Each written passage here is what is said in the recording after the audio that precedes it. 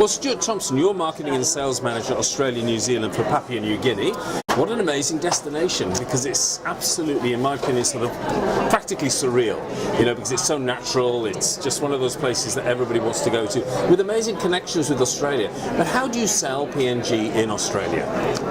Well, I think Australia's a unique market in the fact that we've got a long connection with through visiting friends and relatives. A lot of people have lived there. When I go to trade shows, you'd be surprised by the number of travel agents that have actually been there or lived there. So personally, my grandfather fought there in World War II. You're serious? Wow. Yeah, so my dad worked there as a doctor in Daru and delivered a baby in the back of a PMV. So I think my history is a little bit more closer. Well, you weren't the baby, were you?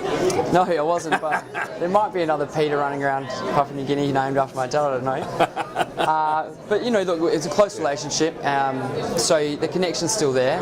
The number one reason people go to Papua New Guinea usually is to trek Kokoda. So in Australia we've been really pushing that. It's the centenary of Anzacs. Now that doesn't relate to necessarily to Papua New Guinea, apart from Rabaul, but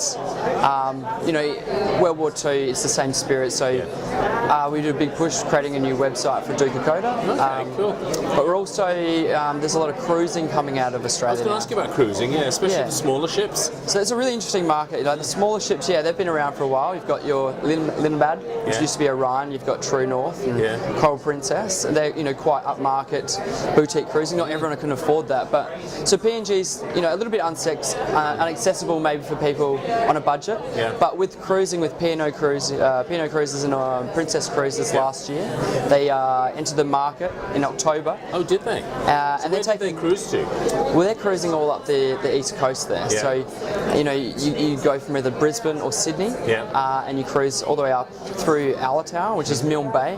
They stop at obviously Alatoa, Kitavar, Samurai Island, and then cruise up, towards Rabaul, Madang, and to the bottom of the sea peak there. So some of the itineraries are different, but they take 2,000 people. I was going to say, the bigger ships, the economic impact is bigger. And is the infrastructure there to handle them? Well, that's sort of been something that's been they did a cruise strategy 5 or 10 years ago, and they've been working towards that goal. So it's now come to fruition, and you're seeing people be able to cruise to PNG for 10 days for $2,000. So, and is a lot of it tendering, or are there ports that the ships can dock at? Milne Bay, I think there's a port. I can't remember now. Well, they upgraded the Milne Bay port. That was a partnership between PNG TPA, the local government, and PNG Ports Authority.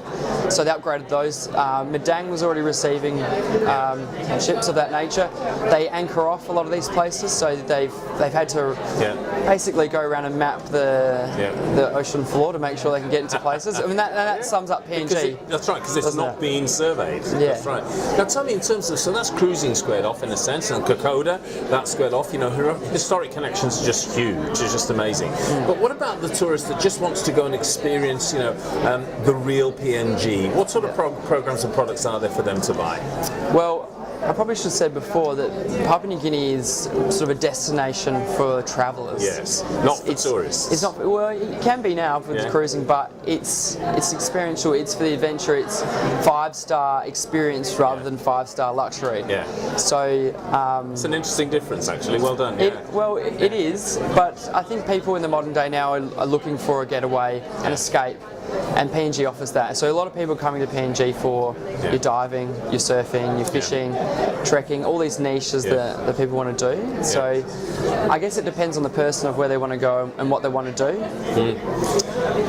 Tell me something, just finally, before we finish off. How much time would you say is an ideal time to spend in PNG in terms of if you're going on a tour? How long are the tours? Are they 5 days, 7 days? Do you get guides? And what sort of time would be a good time? Well, you've got to go for at least a week, for sure. You're not even going to touch the surface in a week.